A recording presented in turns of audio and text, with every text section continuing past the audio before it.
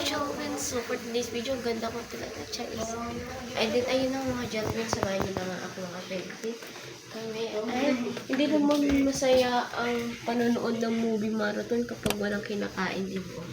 Siyempre, may naisip ang aking kapatid na baka hindi daw kami kumain ng kanton. And then, ayun ang mga Jelwins. Samahan niyo na ako dito.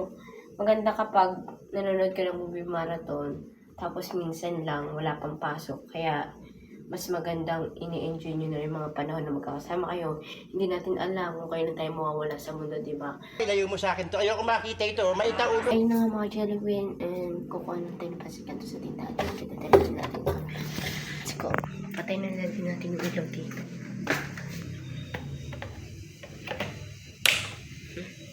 Ayan na nga mga jelly queen, ibinaba ko na nga sa lamesa yung mainitan na tubig. And then ayan, and habang binaba ko na yung mainit na tubig, tinanong ko yung kapatid kung ilan yung gusto niya. Sabi niya ako daw bahala. Yung pila na seryoso ako, sasabihin niya, ikaw na lang bahala. Hay nako, ang hirap talaga sa mga kapatid na lawan sa nagtanong ka, hindi naman sasagot ng ayos. Laban ng mga noodles. What do you want? What do you want flavor? Bisa mo ito kayo nilalamig.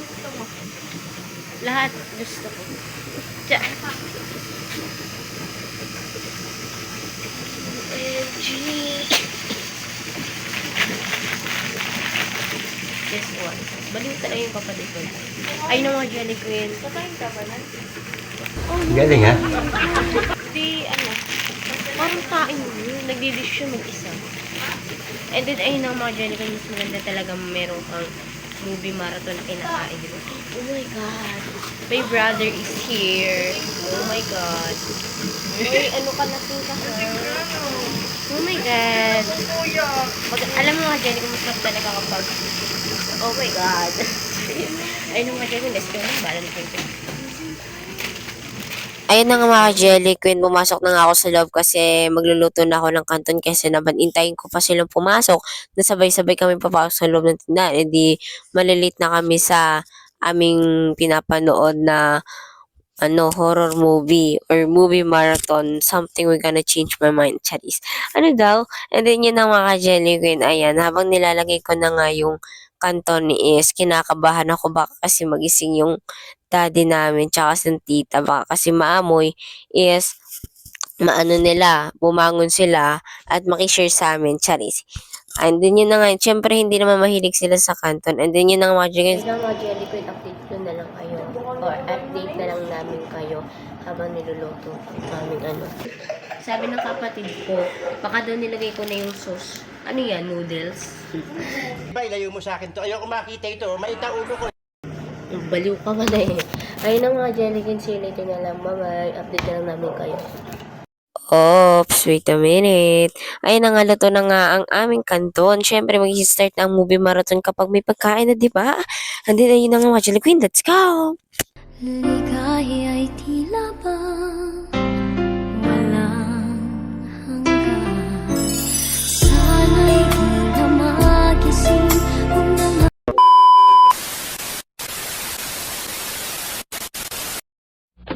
Sige nga, subukan mo.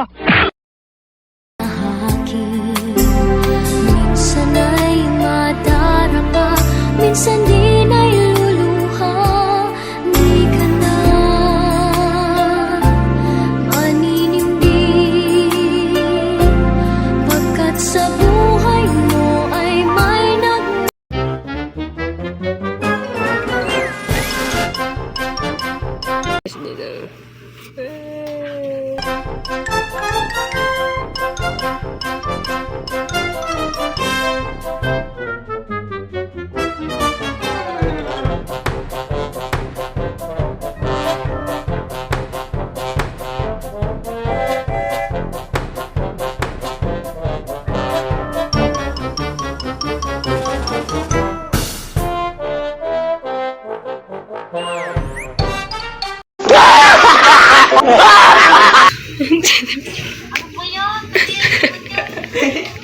Thousand years later. Ayan na nga mga jelly queen, bumalik na nga kami sa aming pinapanood sa movie, ay sa horror movie namin. And then ayun na nga, nagising na nga din pala si Daddy. And then ayun, nagitla kami. Kaya ayun, habang nasa exciting part na kami, hindi ko na namalayan na naantok na pala ako.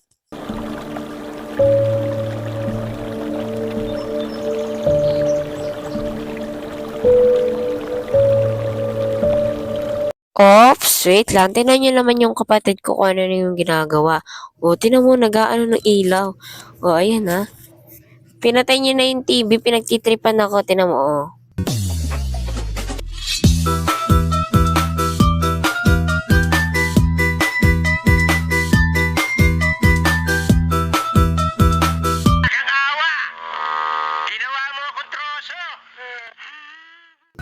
Ang saya pa niya sa part na yan, no?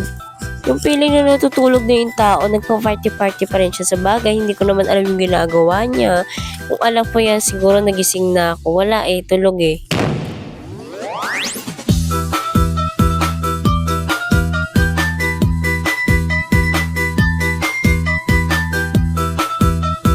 Tumayo na nga yung kapatid ko dahil pupuntahan niya yung camera ko kung saan nakaset up at inayos niya na nga iyon.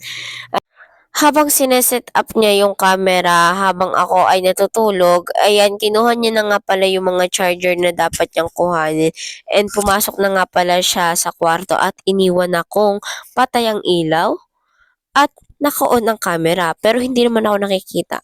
Siguro kung naka-on ang light, makikita niyo yung naging reaction ko nung nagising ako. Eh, yun lang mga ka-Jelly, parang yung pagkatapos kang pakinabangan, bigla na lang sila mag-far away. Na hindi man lang alam ang dahilan kung bakit kanya iniwan. Yun yung feeling na masakit na parang bumuhos yung emosyon mo that time, no? Oh my God, Charis. Oo nga, mga Jelly ko, hanggang dito lang. Good night.